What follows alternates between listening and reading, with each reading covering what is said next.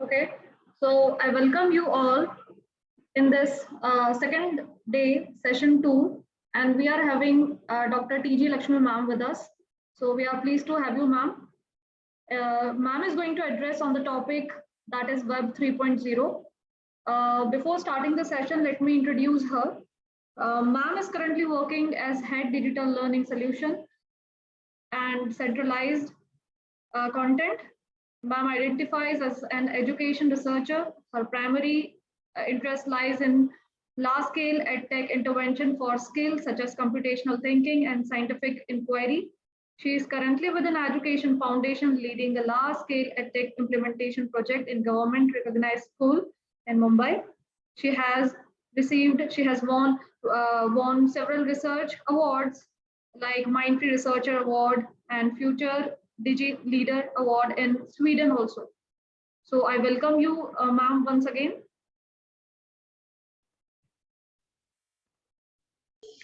Thank you, Divya ma'am. Yes. Am I audible? Yes, ma'am. Thank you, Divya ma'am. Session to you. You may continue now. Thank you. Thank you, Divya ma'am. Thank you, Sukriti ma'am. Thank you so much. Yeah. So, good afternoon, everybody. I will be sharing my screen.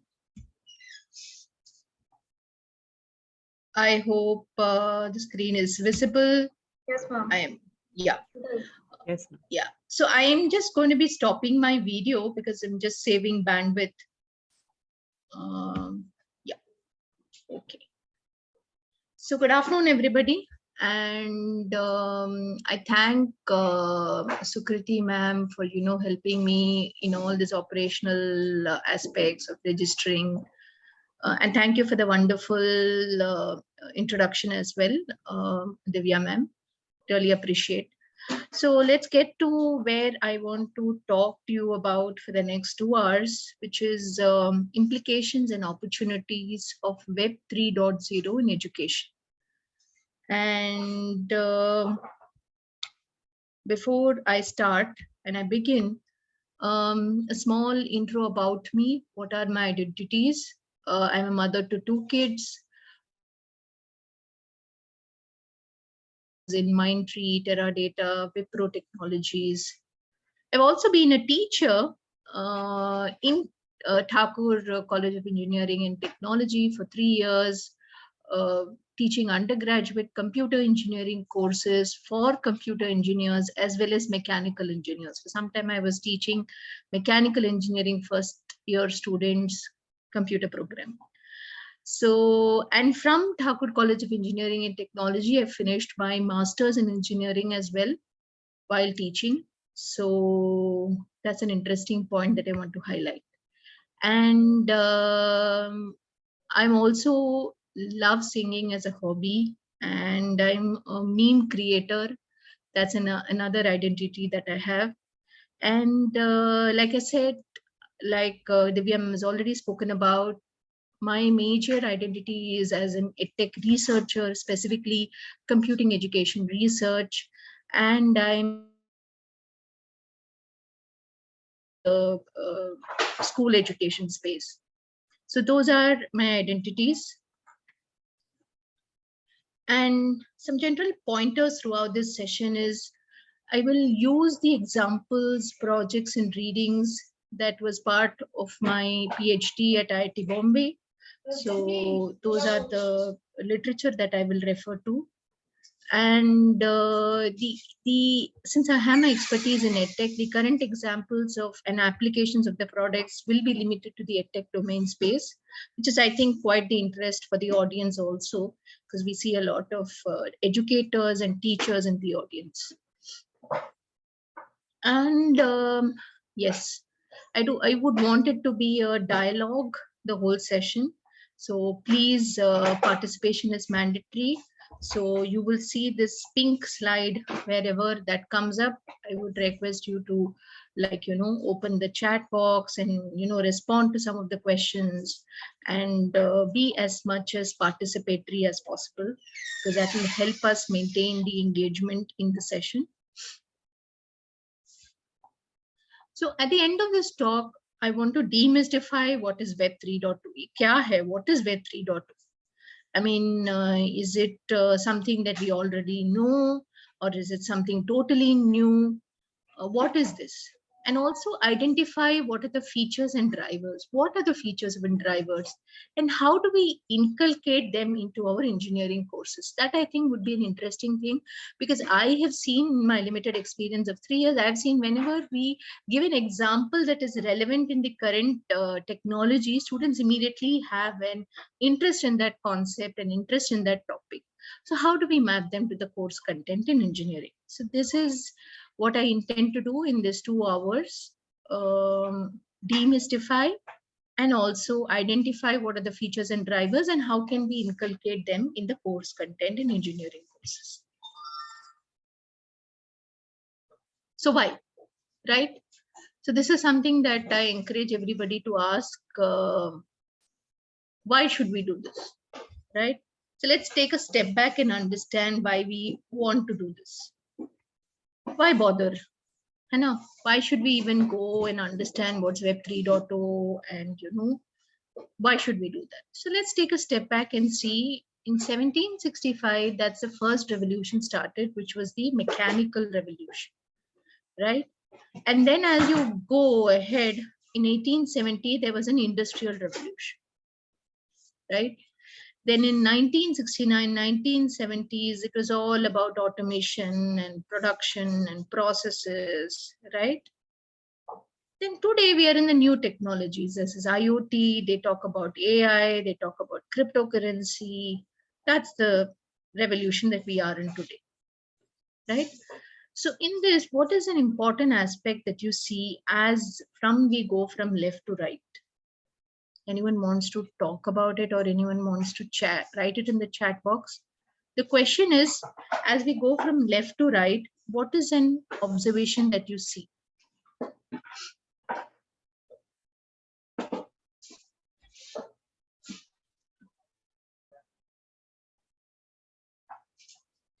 If you want me to repeat the question, I'll repeat the question.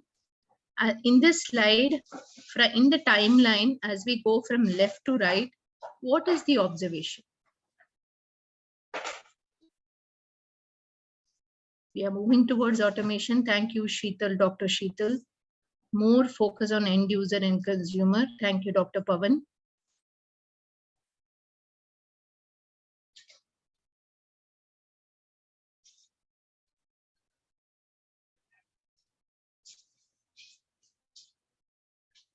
Rashmi Madam, thank you. Technology change and development. More towards comfort. I didn't understand what that meant. Praveen sir.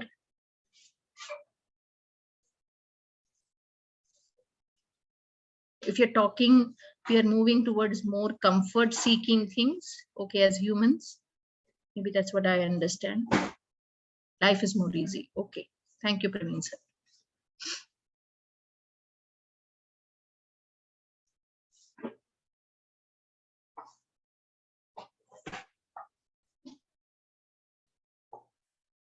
Okay. Thank you for the responses. I have 4 responses. Okay, Dr. Praveen again, increasing use of technology to reduce time, efforts, energy cost. Thank you, Dr. Pavan. We'll wait for 2 more seconds for any more people to respond to this question.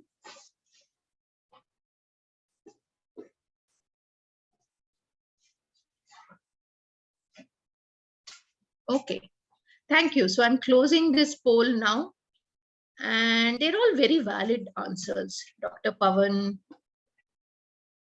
Rashmi Madam, Dr. Sheetal.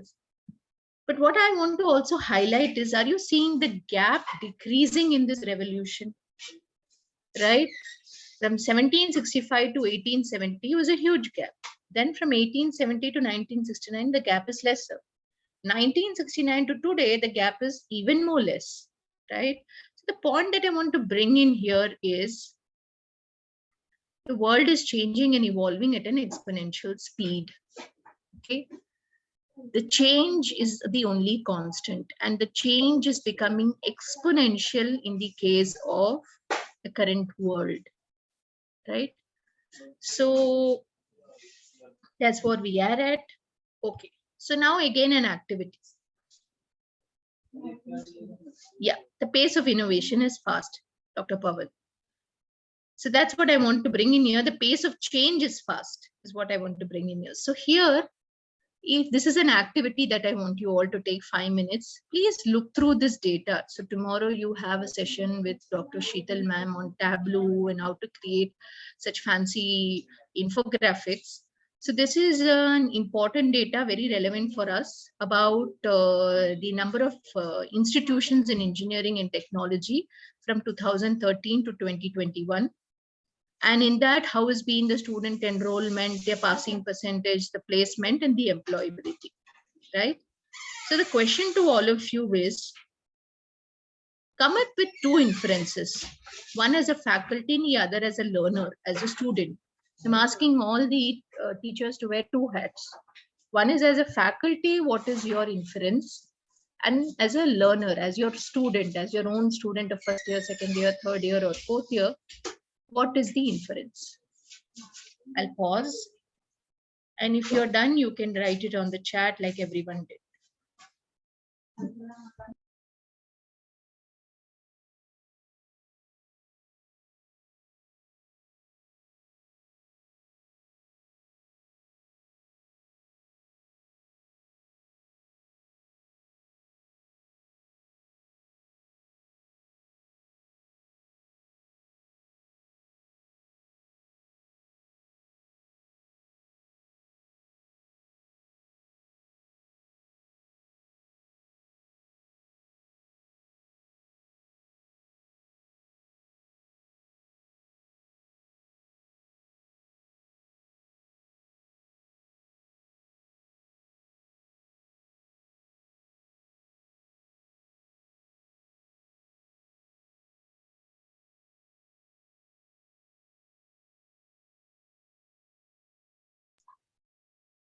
Okay, there are no responses in the chat yet.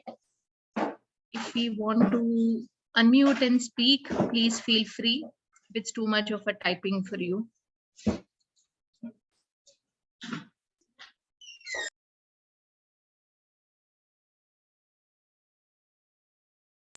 So if the question is still not clear, I will repeat the question.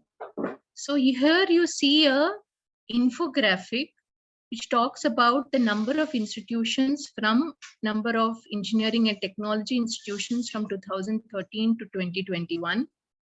And basis that, what is the student enrollment like, their passing percentage, what has been the intake, the placement, and their employability. So given that this is the infographic, come up with two inferences. Wear two hats. One is the faculty hat, and the other one is as a student. What do you see here?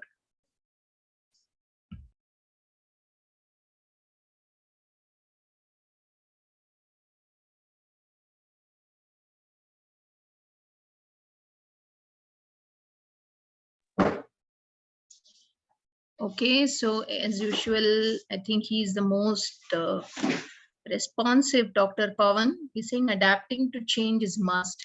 But my question is, what is the inference from this? Ma'am, employability is reducing, if we can say, from 52% to 47%. That's a good one. So as a faculty, that is this observation coming as a faculty or as a student? As a faculty. Okay. Okay. Thank you, Sukriti ma'am. Yeah. Employability is reducing.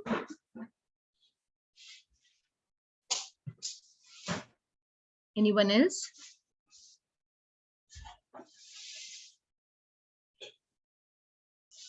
We can see institution closing also. Yeah, thank you, Sukriti ma'am. There is a number of institutions are reducing. Reducing, yes. Yeah.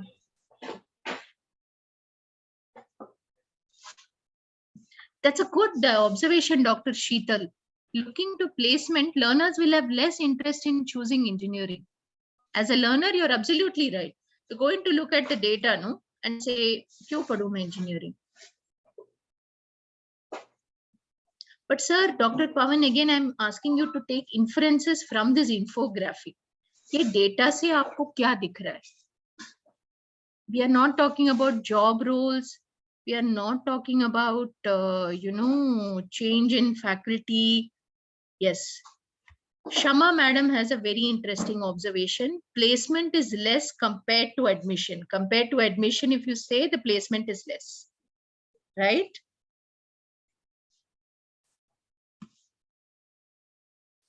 Nitin Borkar sir, please look at the infographic and tell us data से आपको क्या दिख रहा है? Rashmi madam.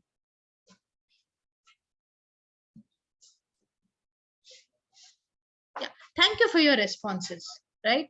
So let's move on.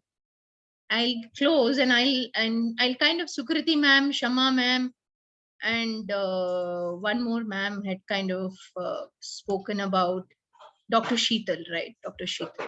She has spoken about it. So what I'm trying to say here is, even with colleges closing down, here you can see that, like, she was right. Did you see the number of colleges? The institution closed is higher side. New institutions are not growing. The number of total institutions is completely reducing, right?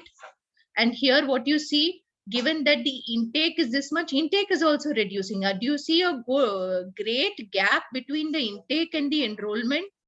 This is a huge gap. And Dr. Sheetal has rightly pointed, why will students choose engineering as a occupation if they don't see placement? Like, placement is also dropping year on year growth. If you see, employability is stagnant. Even though we have so many years, we are actually reducing in terms of employability. So the point that I'm trying to say is, even with the colleges closing down, almost half of the engineering seats do not get filled, almost half. And what is it impacting? It's impacting the passing percentage and the placement percentage, right? So this is something that is an important aspect. So as a teacher and as a learner, what we want is relevant skill and future readiness. And this is what NEP 2020 speaks about, that there needs to be relevant skilling and future readiness. I'm just choosing these words because this is there in NEP 2020, right? ठीक है, so इधर हमने पहले देखा कि world is changing at an exponential pace, right? And given that you will have to facilitate relevant skills and future readiness, so how tough this is a job, right? What was relevant 2 years before is no more relevant today, right? And as we speak, gig economy karke aa raha hai. People are doing 2-3 jobs. I know a lot of young kids taking 2-3 jobs, saying, yeah, it is fine. I just work this time to this time as a Swiggy person, this time to this time as some developer, a UI UX developer, and this time to this time as a data analyst. I'm fine. 2-3 jobs. So this is the problem. So I'm trying to motivate the problem. Okay, so does it mean everything is bad? No, it's not. Okay, now let's go to this very interesting thing as fastest finger first. Okay, this is the question. What technology benefits more than 3 billion people for 80% of their waking hours every single day? Let's see who comes up with this answer. I will not repeat the question. I will give away the answer then.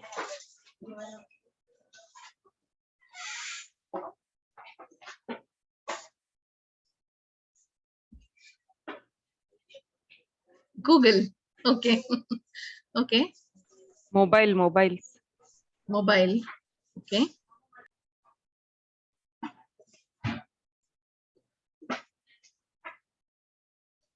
Dr. Sheetal, mobile and internet. We'll wait for another 3 seconds. I'm very interested to see what are the responses.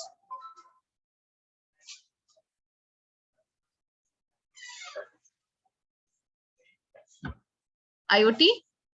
Okay. Online business, communication technology, IoT, mobile. Yes, some of the responses are right. Let's close this. Some of the responses are right. Okay. It's actually the World Wide Web, the internet. Okay, see, mobile is fine, but why do we hook on to mobile? We are watching Instagram, which uses internet, the underlying technology there, right?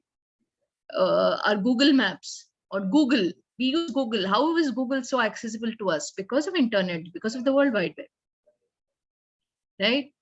IoT, what is the basis for IoT? It's the World Wide Web, because everything can get connected, right? The concept of everything getting connected, all computers getting connected, came from the World Wide Web, started with World Wide Web. So this is the technology. So let's just go and see how is this technology come up. This is a very interesting so it's a very interesting slide that I want to take you to take a look, that it started somewhere in the 90s, the World Wide Web. So initially it was about desktop browser access. There needs to be a dedicated infrastructure. I'm sure people in CDAC and all, if they kind of, work, they would tell it's such an important aspect of, going to the lab room, working on the computer. It used to be a separate space, right? All those. So it is a desktop, it was a browser-based access and a dedicated infrastructure. Then when we moved towards Web 2.0, it moved being mobile. Okay, that there is this technology of cloud that came in. I mean, IoT is possible because of cloud technology, right? When you want the demand, you get that particular computing power. So you have social networks coming in. And then slowly we are moving towards a lot of AI-driven services, decentralized architecture, edge computing infrastructure. So this is how the internet or the evolution of the World Wide Web has happened. So we have Web 1.0, we have Web 2.0, and we are currently now in Web 3.0. This is an important, and you can see through the graph as we see, there are so many different kinds of applications that I have kind of mentioned here, right? So what is in it for me as a teacher and a learner?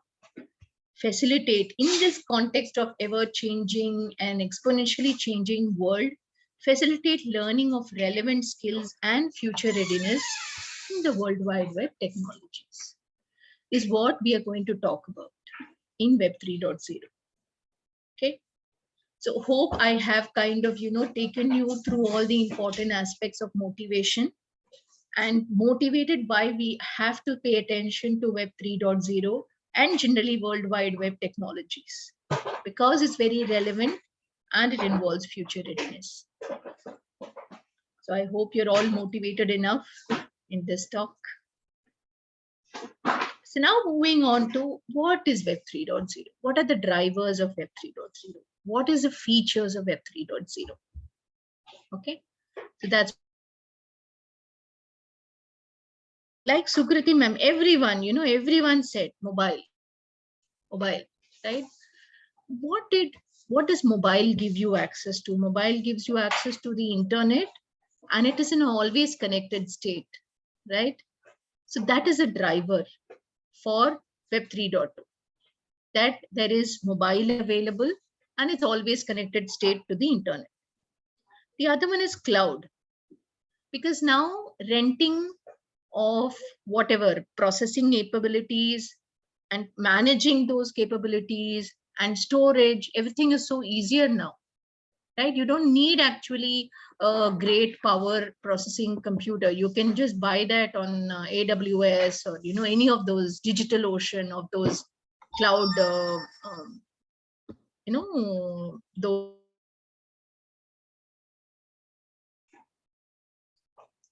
Next is social network. Social network improved. Now it is not someone is generating the content for us. There is a lot of user generated content. Like if I publish my Instagram story or my Instagram reel, I'm creating my content myself, and there is new breed of content creators there, right? So it's not as centralized as before, right? That someone this particular authority publishes, and that's when everybody gets to read it. That's how books used to be, right? They were experts or the book writers who used to write the book, And then we used to read them and get knowledge. But now it's all user-generated content.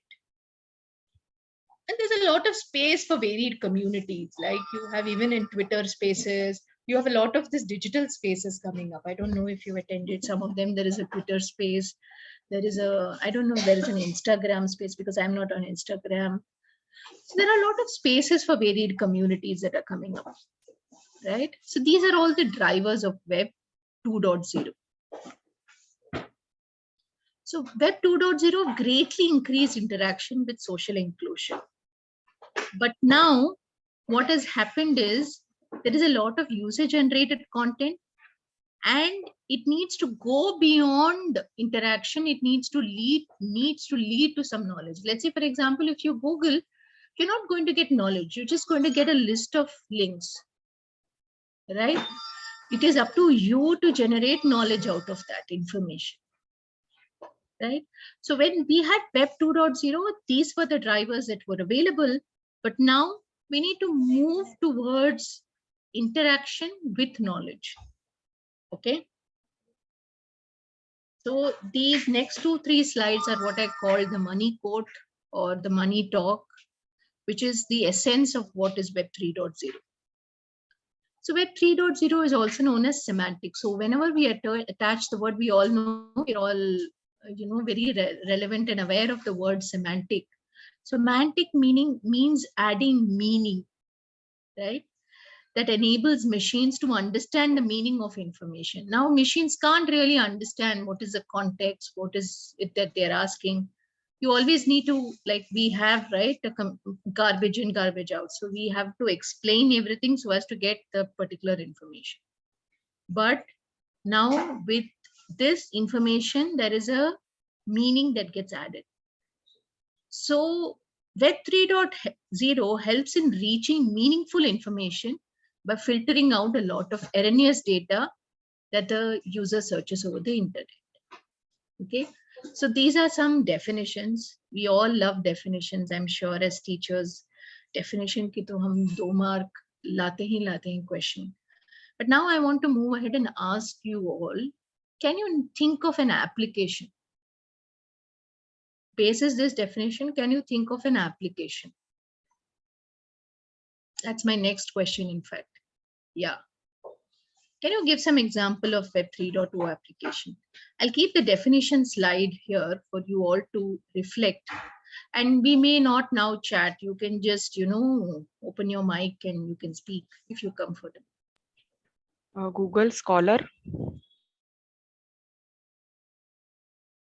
Hello?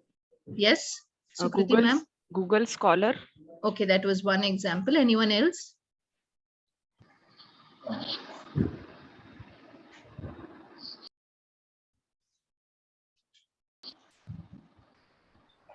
The projects on GitHub.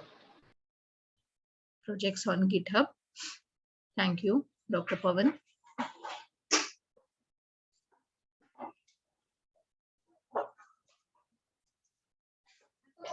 Virtual labs.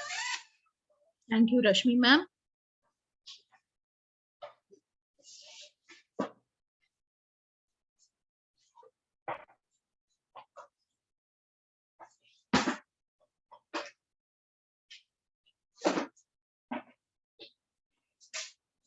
Okay. So anyone wants to say any more? 3 seconds.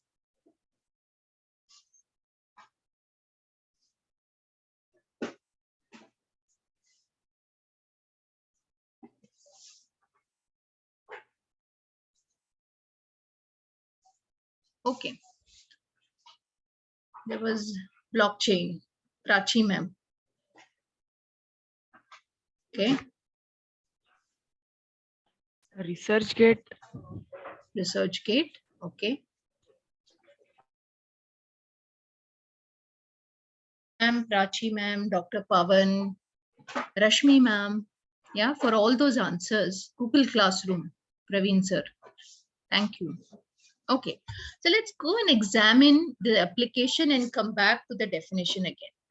So we know that Web 3.0 is semantic web, which means that there is meaning added in the information, and a lot of erroneous information is not given to the user when they search over the internet, right? So, I mean, even Google Classroom does not understand. Let's say if I just type 2 words, it just lists those words that are occurring in the research papers and gives us those examples, right? The next one that someone said was Google Classroom. The other one, Dr. Pawan said it was, I forgot what was the example that you mentioned. Yeah, so the point that I'm trying to make here is these 3 words are important. That it is semantic, which means that it attaches meaning and it takes away erroneous data or information. Okay, so the example, let's go and see that I was thinking of is that in semantic web, the content will find you. You all know this. This is Siri. Okay, so how is Siri a Web 3.0 application?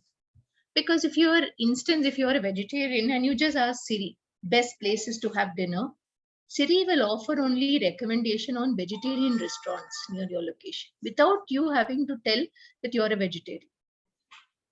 So it understands the context. There's not there is meaning attached to the information and it does not give some error, right? Error in the sense that things that are not applicable to me. Okay, how does it do that? Based on your past browsing history, it takes into consideration something known as behavior preferences, right? It's also location aware. You are at this position and your past browsing history and your behavior preferences are towards vegetarians. So maybe I will list first 5 or first 6 vegetarian. I might also add, depending upon how much of past history do I have about you, I might add a couple of, non-vegetarian restaurants as well, right? So this is what Siri does. So here again, can we go back to the 3 words that I mentioned? One is there is meaning attached to the information and a lot of unapplicable or erroneous content is not given to the user, right? So can we all go and reflect on the examples that we said and still go and evaluate if they are all Web 3.0 applications? So that's something that I would want you to do individually. That look back and reflect on all those examples that you gave and see that is it a Web 3.0 application. Okay, so I'll move on and I'll give you some more education examples. So something that I want you to, this Wolfram Alpha. I don't know how many of you know about this. Right, it is an interesting web page. I would all recommend that. Is my screen visible? Yes, ma'am. Yes, it is visible. Okay. So I will want you all to take a look at it whenever you are free, right? There are different applications also here. So I would recommend you to go and look at them. Okay, sorry. I'll just go back. Yeah. So I just, before the talk itself, I had prepared this. I just put these 2 words, strawberry calories. Okay. So given that, if you can go and see, what did it do? Input interpretation, strawberry, these many calories, these invert conversions, what is my daily intake amount, what is the distribution of the total calories, what is the serving size, daily value ranking, what are the highest nutrients compared to the other food, what are the physical properties, all this is provided. So much of meaning is attached to the information, right? It just not, can you just go and put it on Google? You would just see, I don't know, you want me to do that? I can do that. Let me just say.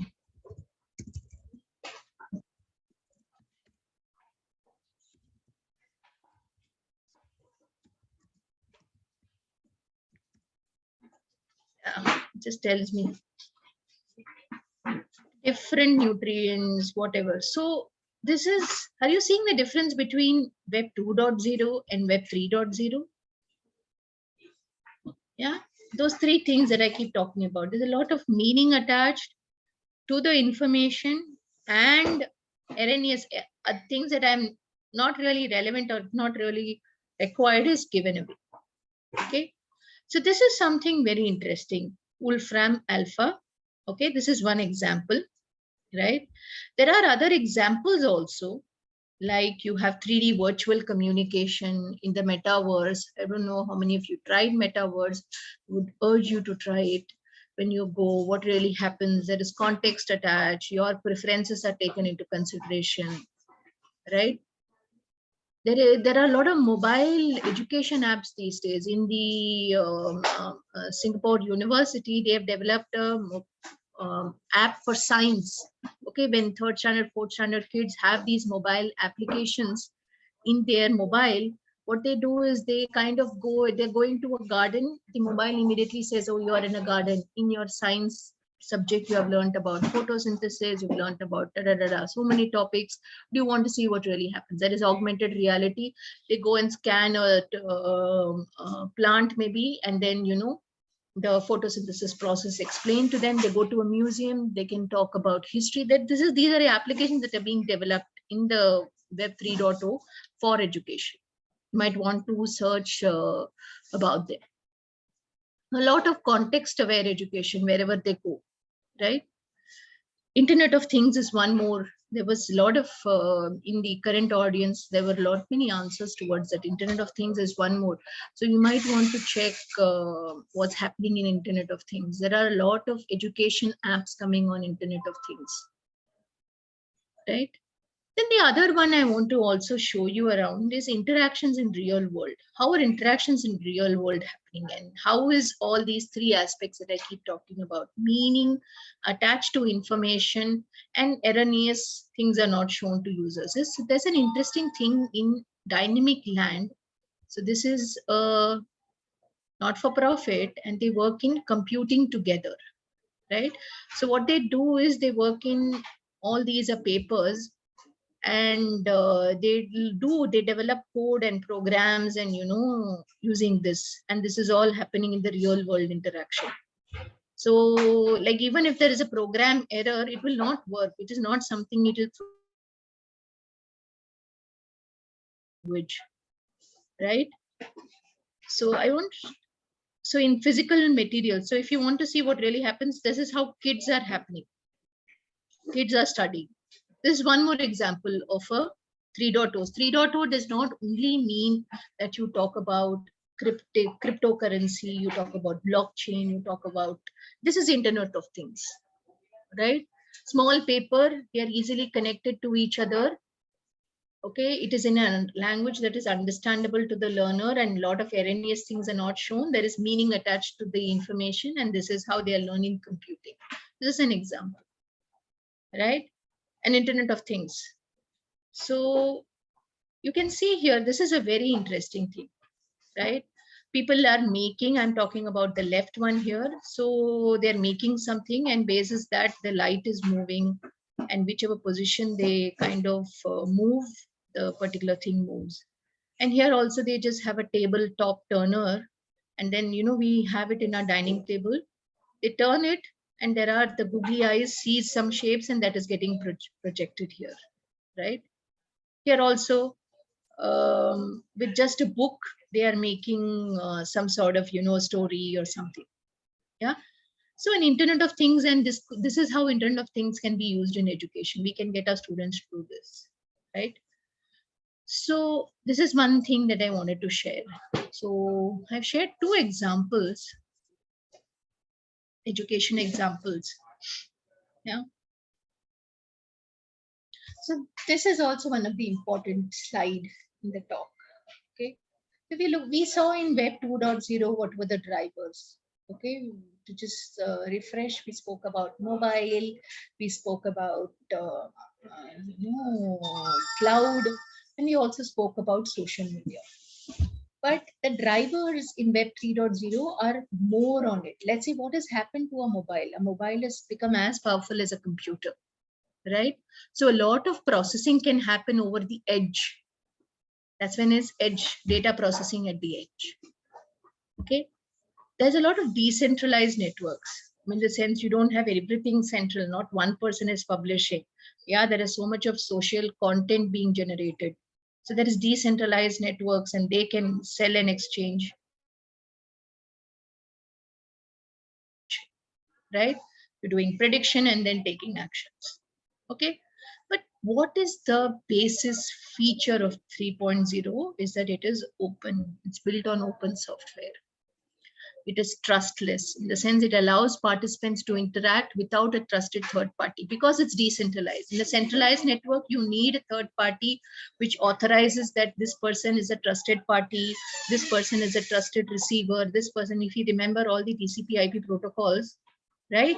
You would have to become a trusted third party to enter into some sort of data exchange. And it's also permissionless in the sense open participation without authorizing from a governing body. All your cryptocurrency, this is the basis, right? It's open source. There is no trusted third party because there is no central bank or your state bank kind of, authorizing, or your RBI authorizing. They are, all parties are interacting with each other and permissionless. There is an open participation and authorization, right? Without authorization from a governing body. So these are the features and drivers of Web 3.0.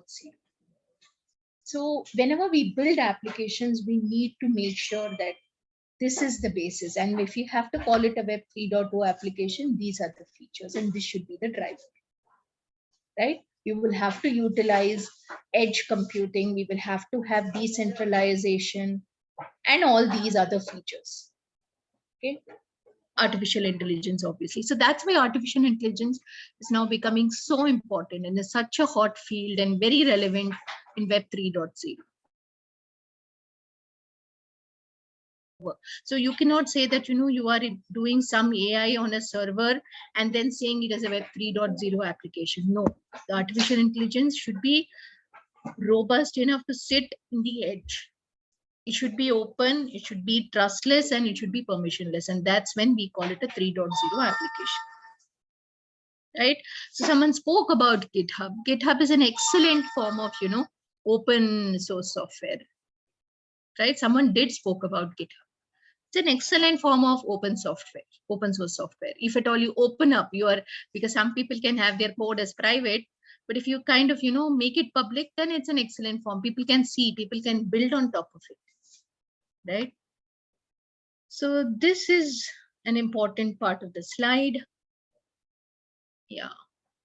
So now what I want you all to kind of, look back is how there is so many concepts in computer science engineering, in electronics communication and networks, ECE, IT, CS, all these are many concepts in different subjects, right?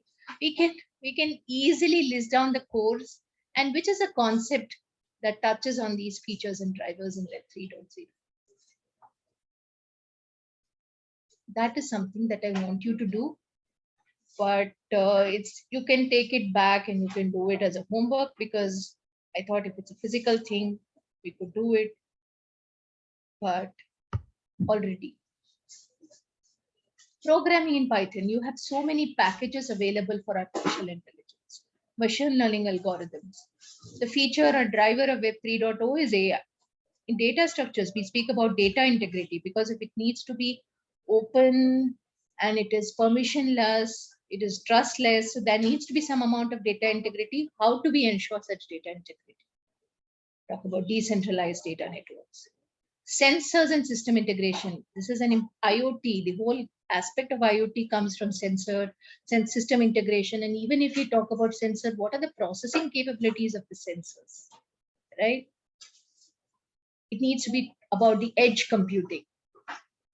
Cryptographic techniques, data privacy, cybersecurity, cybercrime, all these concepts, the basic building blocks are there in engineering education. I feel, we are just saying that engineering education is not relevant anymore. I completely deny it. It is we who, as you rather than me also becoming, you all who are all are, the faculty, these concepts are there. We just need to link them and find relevant applications and talk to them and get our students to be able to develop such applications.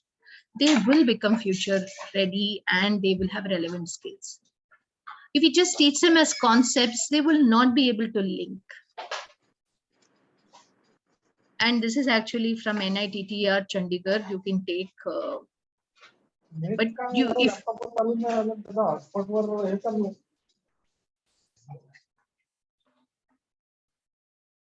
yeah, so as a part of this, I'd be really happy, like, if anyone if anyone wants to create a mapping of these courses and the different concepts, I'll be really happy to take it up. But this is just a limited for the time being that, I have referred and have done.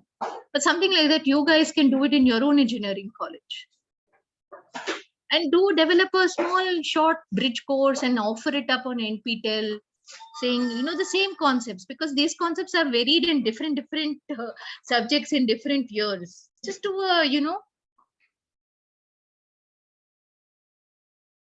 clearly remember, we used to read it in the second year of computer science, right? So pause here. If you have any questions, I'll be open to any questions.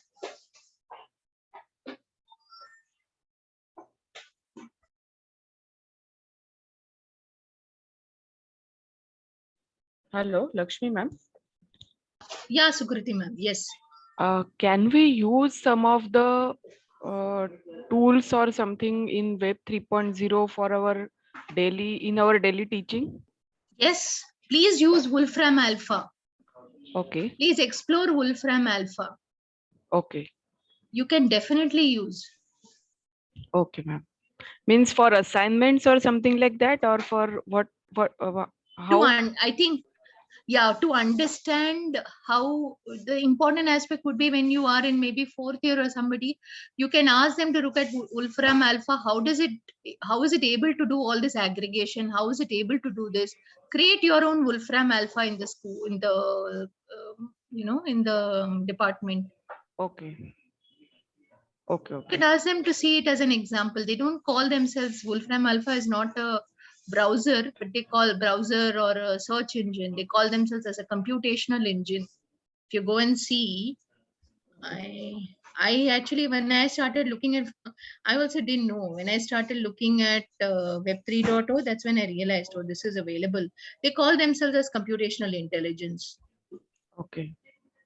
So what is it that they do here? So that's about, there's so many things that's available. Correct. Algebra and all these things are also there. Yeah. Yes. It's very interesting. Okay. Okay. Thank you, ma'am. Most welcome.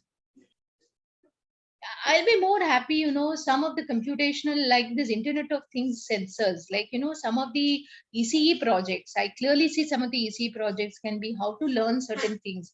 Like there is so much of, kids learning ABCD, creating such IoT, creating such, because the kids don't really go to, I am also mother of two. They don't really want the flashcards and they want to play using the kitchen tools that are available. So using those, how can we create get them to learn ABC? I clearly see an application of using sensor and IoT to get them to do something like this. They'd be very happy to work hands-on also, right? More, you get them to sit at one place. I think also a lot of learning science and cognitive sciences you have to learn with your body. So how do we get them to do that? This is something that this has also been like my passion project of how to teach computer science better. So yeah, there's also one more interesting thing.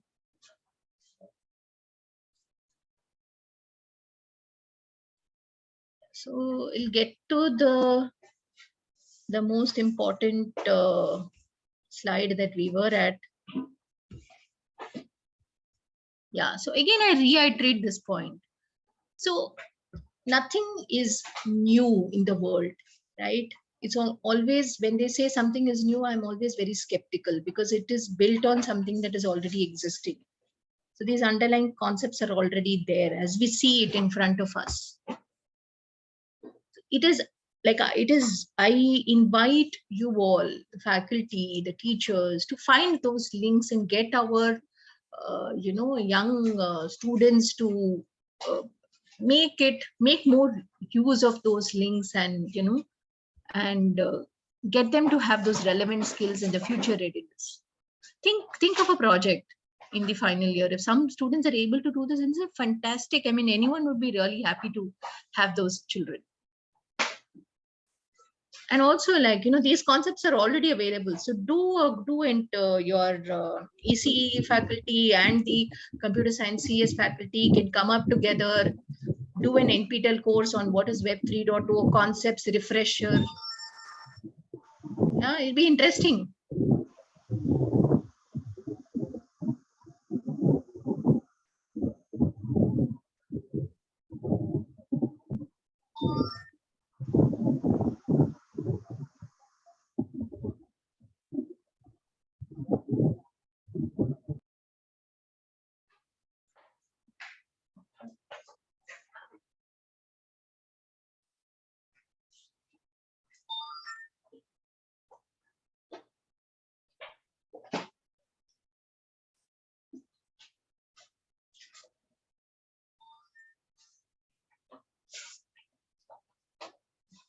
I'll wait for any questions. I'm actually waiting for questions before I move ahead.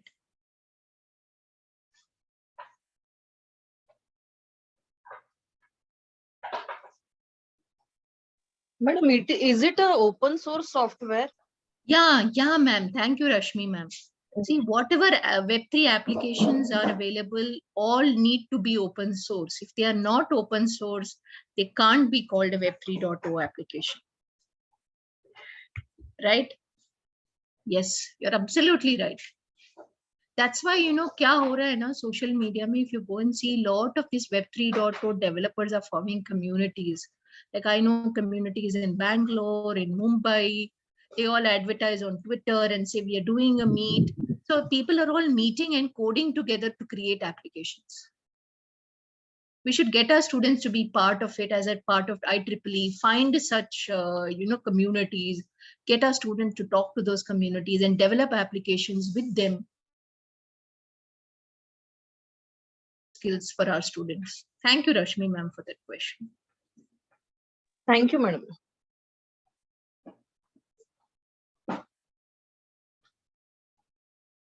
I think अभी तो पढ़ाई classroom में हमको करना ही करना है, concepts पे reinforce करना ही करना है, because anything that is new I like I said, ये तो पूरा ओल्ड बिल्डिंग ब्लॉक है. किधर पढ़ते हैं हम लोग? डिसेंट्रलाइज नेटवर्क, सेंट्रलाइज नेटवर्क है चैप्टर, मेरे को याद है. That architecture, if I don't know CS faculty है तो मेरे को करेक्ट कीजिए कि आर्किटेक्चर में computer science architecture, computer system architecture एक सब्जेक्ट होता है ना सेकेंड ईयर में, उसमें पढ़ते हैं हम लोग. Right, edge computing, we learn about it. I'm sure ECE students would, ECE faculty would tell me. I know in fourth year, we learn about the concepts of trustless and trustful networks and third-party authorization, how to build in data integrity, right? Permissions and data authentication. All those things we speak about. These concepts are already there. We just have to get them to connect and, like I say, provide those opportunities outside the classroom to our students as well.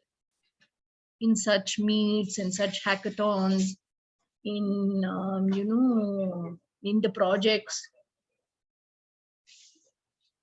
and I think we'll be able to build future readiness and skills.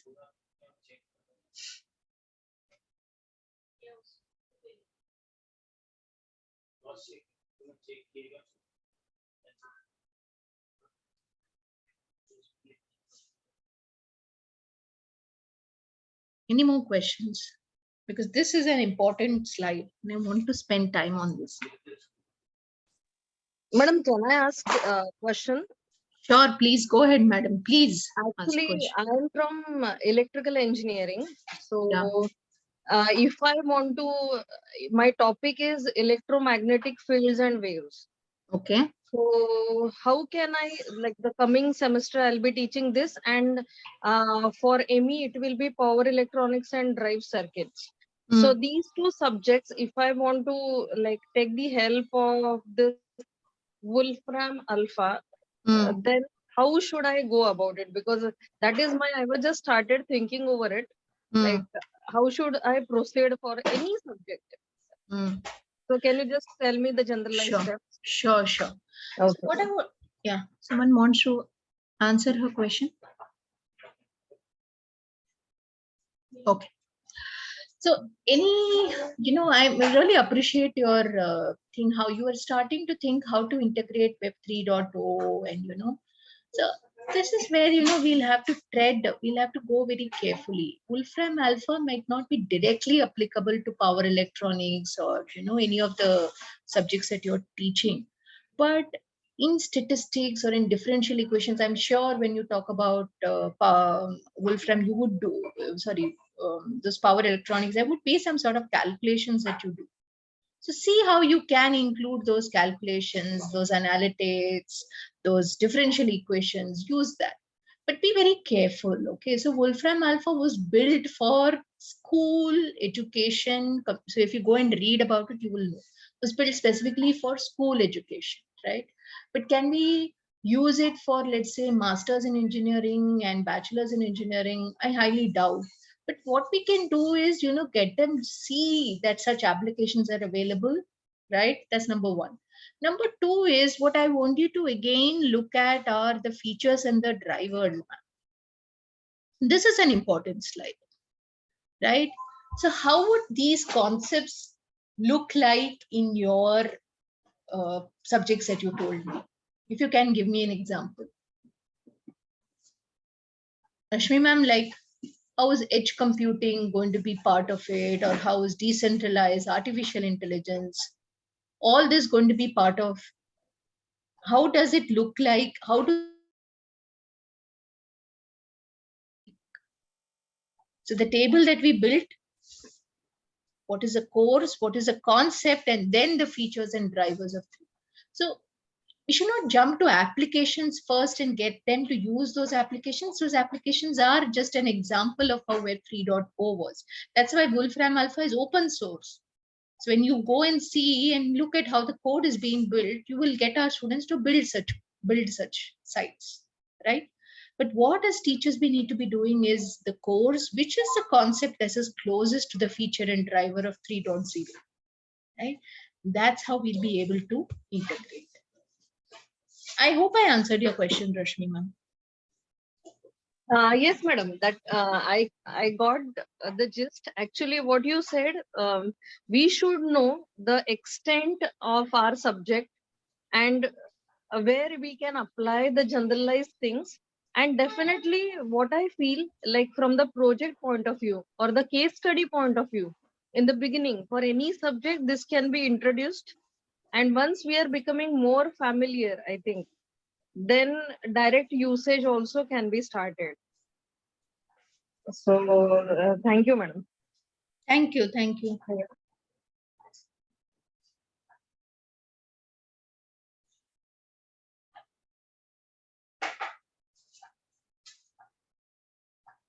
Thank you for the questions. Wonderful questions.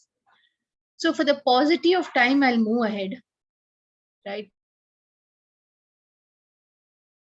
Talking about how you can do mapping. I think we all should come together. Ma'am, Rashmi ma'am, or a CS teacher should come together and create this and do it. And like I said, like a refresher course in Web 3.0 when the students are graduating, get them to do that course. NPTEL course, let it be a credit course.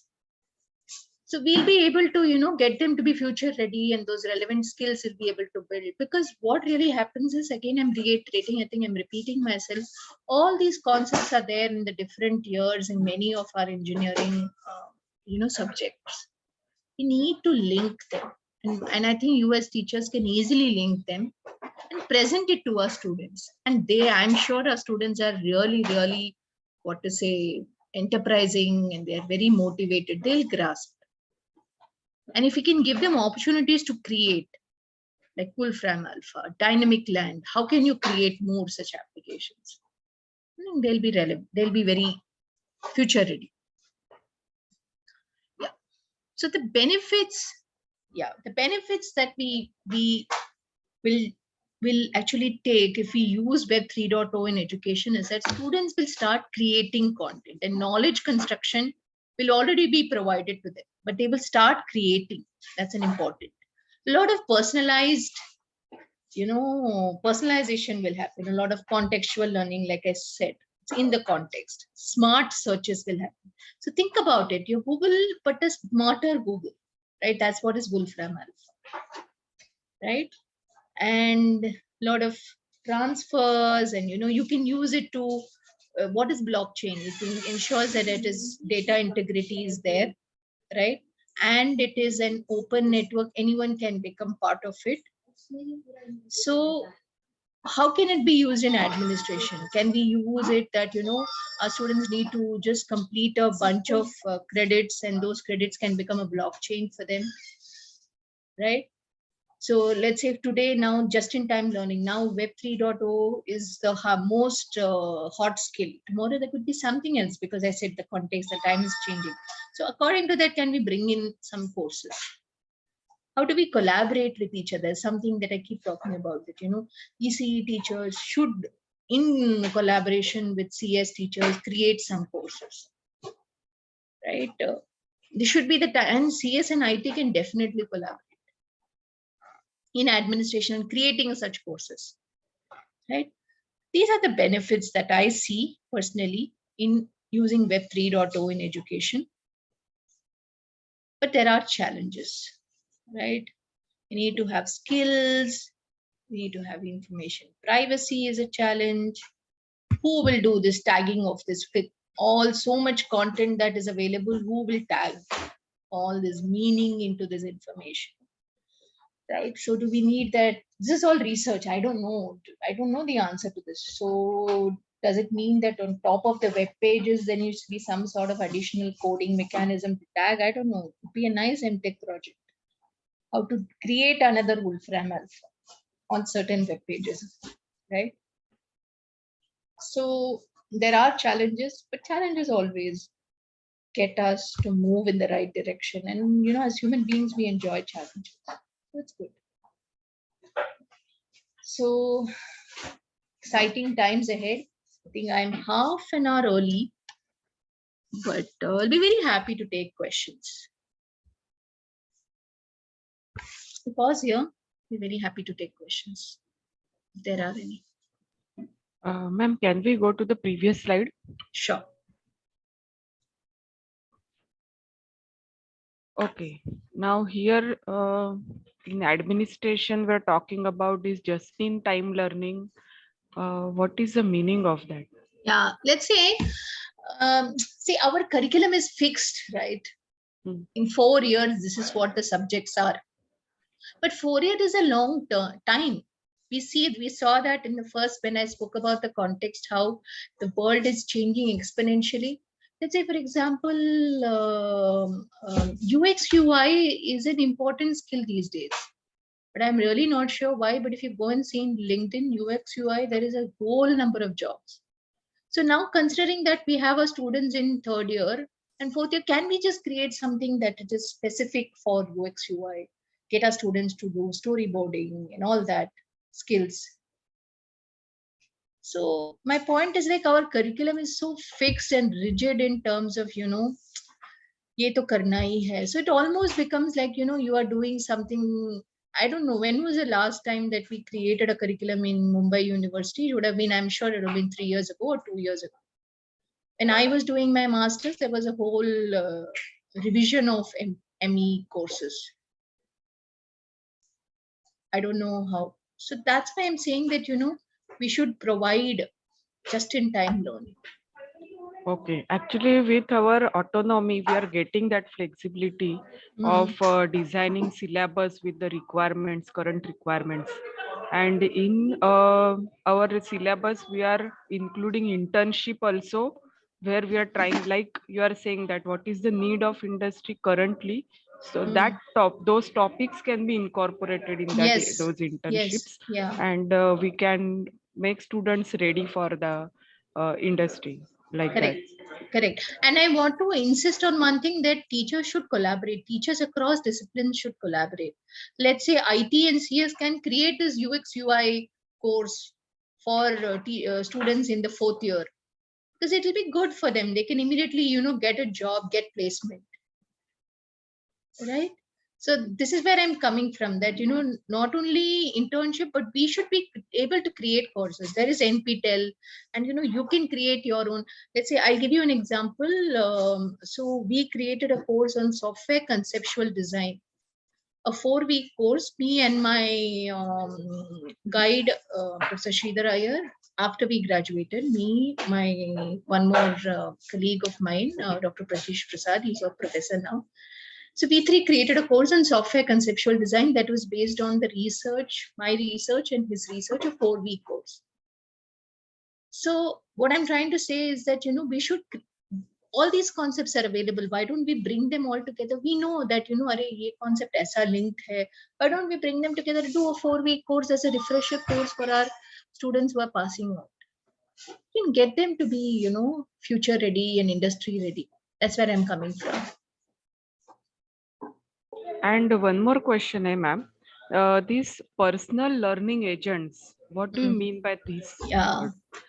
So it's a good question, actually. So when I talk about personalization now, what really happens is that if you go to any website, right? So there are these days in mostly or most of the website, there are chatbots available, right? So they ask a standard list of questions, correct? What I get, you will also get. But if you go back and see Web 3.0, we should avoid erroneous information. We should know the context based on the past browsing data. We should be able to give the behavior. We should be able to generate the behavior preference. So that's something that, and that particular agent should be learning along with us, right? It should be learning. Like Siri is an example of that. It's not only learning, it's not only an agent, or it's not only a voice assistant, it's learning.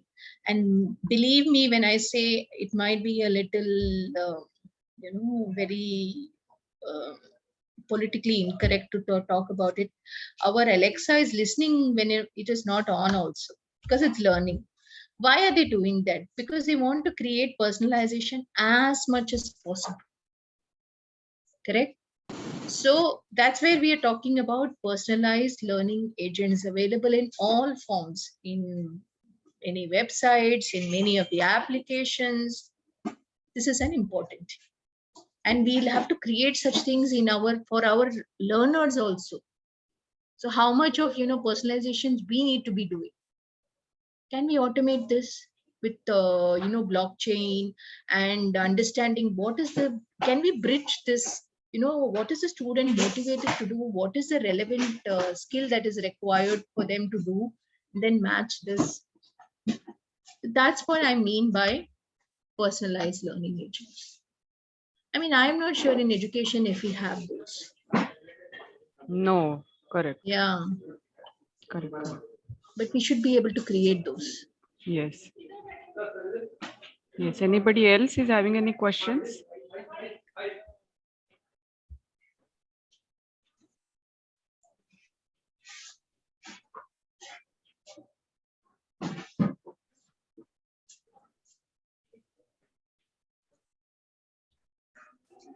Yes, participants.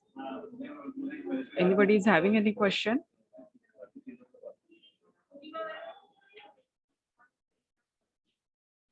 Okay, we can end the session, ma'am, then. Thank you. Thank Yeah. you. I'll stop sharing. Thank you so much. Yeah, Divya, are you there? Okay. Thank you, ma'am, for such a great session. There are many things that we are, as a faculty, we are not aware of. And because of this, we'll come to know, and then we will use it in our teaching learning process. And then only students will get benefit, they will get ready for industry. So thank you so much for all these insights, and we will definitely try to incorporate it in our day-to-day teaching. Thank you, ma'am. Thank you, ma'am. And you faculty have so much experience. I mean, I wouldn't say it's that you guys are not there. You do so much for the students, and you do so much. I personally know a lot of TSET faculty. So it's just that we need an outside perspective. जैसे बाहर वाले आके बताते हैं ना, उतना ही है. So I'm sure, yeah, I'm sure it's just that, and I'm sure you guys will be able to do. I'm very inspired by the TSET faculty. Thank you so much. Thank you, ma'am. Thank you so much for this session. Thank you. Thank you. Sukriti ma'am, if there's any feedback, can you please forward it to me? I want to Sure. include. Yeah. Sure, Thank sure, you so ma'am. much. Sure. I will Thank you. forward. Yes. Thank you. Thank you. Bye. Bye. All of Bye. you have a great day. Bye. Thank you. Bye. Bye, ma'am.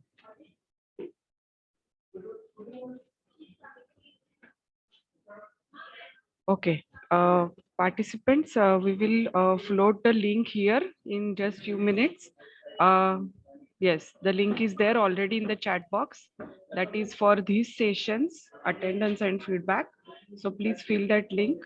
I will end the meeting in 5 minutes. And after that, we will join again back at 2 p.m. Okay. Thank you all. Thank you.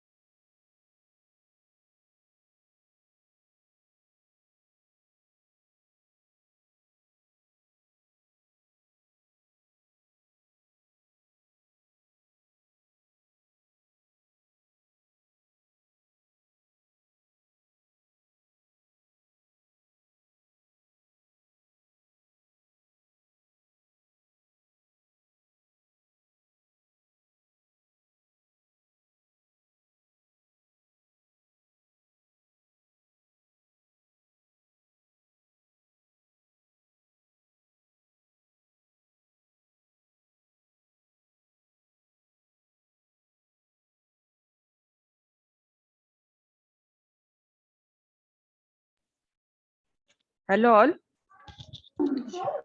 Hello. Yes, ma'am. I will end the meeting now. We will join again back at 2 p.m. Okay, ma'am. Thank you all. Thank you.